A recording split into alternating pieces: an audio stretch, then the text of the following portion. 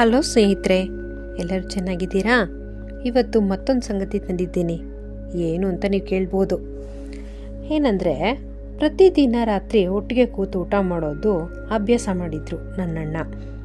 ಹಾಗೆ ಒಂದು ದಿನ ನಾನು ನನ್ನ ತಮ್ಮ ಊಟ ಮಾಡ್ತಾ ಇರುವಾಗ ಸಾಂಬಾರಿಗೆ ಉಪ್ಪೇ ಇಲ್ಲ ಅಂತ ಕಮೆಂಟ್ ಹೊಡಿತಾ ಇದ್ವಿ.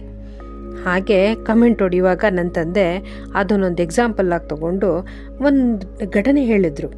ಏನಪ್ಪ ಅಂದರೆ, ನನ್ನ ತಂದೆ ಹೀಗೆ ಹೇಳ್ತಾ ಇದ್ರು, ನನ್ನ ತಾತ ಹೀಗೆ ಒಂದು ಕಡೆ ಊಟಕ್ಕೆ ಹೋಗಿದ್ರಂತೆ. ಊಟಕ್ಕೆ ಹೋದಾಗ ಊಟ ಎಲ್ಲ ಚೆನ್ನಾಗಿತ್ತು, ಊಟ ಮಾಡ್ತಾ ಇದ್ದಾರೆ. ಸಾಂಬಾರಿಗೆ ಸ್ವಲ್ಪ ಉಪ್ಪು ಕಡಿಮೆ ಇತ್ತಂತೆ. ಹೇಗೆ ಕೇಳೋದು ಅಂತ ಇವ್ರಿಗೂ ಮುಜುಗರ ಇದೆ, ಆದರೂ ತಿನ್ನೋಕ್ಕಾಗ್ತಾ ಇಲ್ಲ. ಸರಿ, ಉಪ್ಪು ಕೇಳಿದ್ದಾರೆ.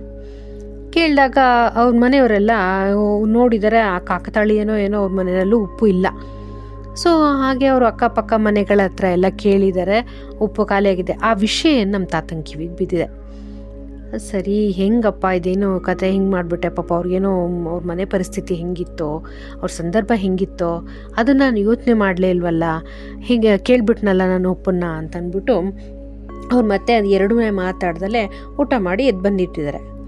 ಆವತ್ತಿಂದ ಯಾವತ್ತು ಊಟಕ್ಕೋದ್ರೂ, ಯಾರ ಮನೆಯಲ್ಲೇ ಊಟಕ್ಕೋದ್ರೂ ಅವ್ರಿಗೇನಿದೆ ಹೇಗಿದೆ ಊಟ ಅಂತ ಯೋಚನೆ ಮಾಡ್ದಲ್ಲೇ ಊಟ ಮಾಡಿ ಎದ್ದು ಬಂದುಬಿಡ್ತಿದ್ರಂತೆ.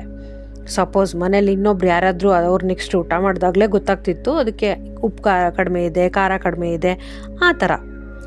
ಸೊ ಆ ಸೂಕ್ಷ್ಮತೆಯನ್ನು ನಮ್ಮ ತಂದೆ ಹೇಳ್ತಾಯಿದ್ರು. ಲೈಕ್ ಏನಂದರೆ, ಒಂದು ಮನೆಯಲ್ಲಿ ನಾವು ಊಟಕ್ಕೆ ಹೋದಾಗ ಅವ್ರ ಮನೆ ಊಟ ಅಫ್ಕೋರ್ಸ್ ಇಂಪಾರ್ಟೆಂಟ್ ಆಗುತ್ತೆ, ಇಲ್ಲ ಅಂತ ಹೇಳ್ತಾ ಇಲ್ಲ. ಬಟ್ ಅವ್ರ ಮನೆ ಸಂದರ್ಭ, ಅವ್ರ ಮನಸ್ಥಿತಿ ಹೆಂಗಿರುತ್ತೆ ಅನ್ನೋದನ್ನು ನಾವು ಯೋಚನೆ ಮಾಡಬೇಕಾಗತ್ತಲ್ವ. ಅವರು ನಮ್ಮನ್ನು ಎಷ್ಟು ಪ್ರೀತಿಯಿಂದ ಊಟಕ್ಕೆ ಕರೆದಿರ್ತಾರೆ, ಅವ್ರ ಪ್ರೀತಿ ಮುಖ್ಯ ಅಲ್ಲಿ ಇಂಪಾರ್ಟೆಂಟ್ ಆಗುತ್ತೆ. ನಾವಲ್ಲಿ ಉಪ್ಪಿಲ್ಲ ಖಾರ ಇಲ್ಲ ಅನ್ನೋದು ಜರಿಯೋದ್ರ ಬದಲು ಅವ್ರ ಪ್ರೀತಿನ ನಾವು ಅಬ್ಸರ್ವ್ ಮಾಡಬೇಕು, ಆಯಿತಾ? ಇತರರಿಗೆ ನೋವುಂಟು ಮಾಡದಿರುವುದೇ ಅಥವಾ ಮಾಡದವನೇ ಸಂಭಾವಿತ.